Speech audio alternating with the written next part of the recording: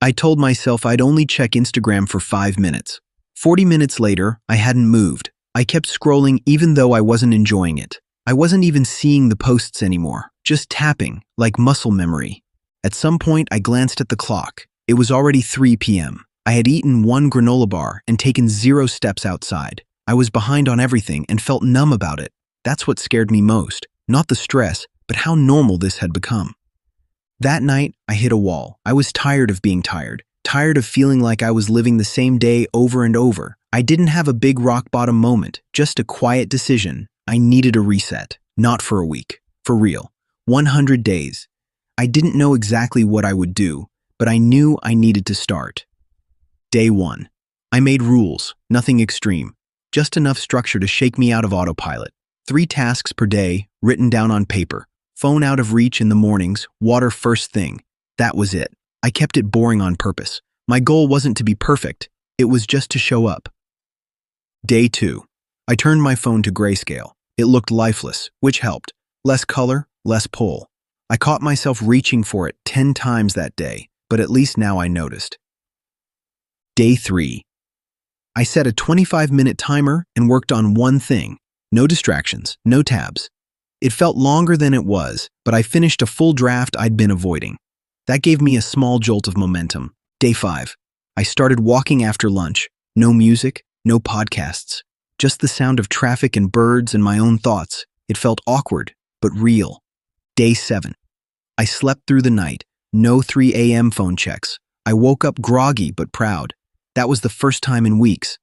By day 10, I had cut my social media time in half. I deleted TikTok completely. That one hurt, but I knew it was a time trap for me. I kept Instagram but took it off my home screen. Out of sight, out of reach. Day 12. I started reading again, 10 pages a night. It took effort at first. My brain wanted the dopamine from my phone, but slowly the words started to pull me in. Day 15. I felt a small shift. I wasn't sprinting, but I wasn't stuck either. Some days were smooth, others felt heavy, but I showed up either way. By day 20, I was journaling at night, just a quick brain dump. It helped me sleep better. I didn't realize how much I was carrying until I saw it on the page. Day 23. I noticed I was speaking more clearly on calls. Less fumbling, more focus. Maybe it was sleep. Maybe it was the walks. Maybe it was just the quiet. Day 28. I skipped my walk and felt off all day. That's when I realized how much the small routines mattered. They didn't fix everything, but they kept the wheels turning. Day 30. I made a rule. No phone in bed. Not even for alarms. I bought a cheap clock and moved the charger across the room. That one change gave me back an hour every night. Day 38. I cooked a full dinner, not frozen, not delivered, just simple, real food. The act of chopping vegetables felt weirdly grounding. Day 42. I realized that the biggest distraction wasn't my phone. It was the need to constantly check everything. Email, news, notifications. I started batching things. Email only twice a day, news only once. Day 55. I looked around and saw my space was cleaner. Desk clear, clothes folded. It wasn't intentional. I just had more mental room to care again. By day 60, I had default habits. Wake up, water, write down tasks, walk, no thinking, just built-in rhythm. Day 70. I stopped chasing motivation. I had systems now. Small, repeatable, boring systems that made progress automatic. Day 75. I tracked my screen time. It was down 70% from the start.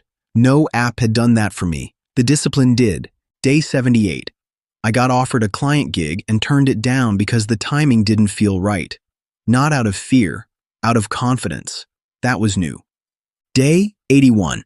I started calling friends more, not texting, not scrolling through their stories. Real conversations. Day 94. I reread some of my old journal entries. I barely recognized the person who wrote them. Day 97. I wrote out a plan for the next month. Not out of stress, out of clarity. Day 100. I sat down with my journal and wrote one sentence. This is the calmest I've felt in years. It wasn't because everything was perfect. It was because I finally had control again. Over my habits, over my time, over my mind. This didn't come from one big change. It came from one small choice, repeated every day. You don't need to overhaul your life overnight. Just start where you are. Block out the noise. Make one rule. Stick with it. And when that gets easy, add another. 100 days from now, you could be running on a different operating system.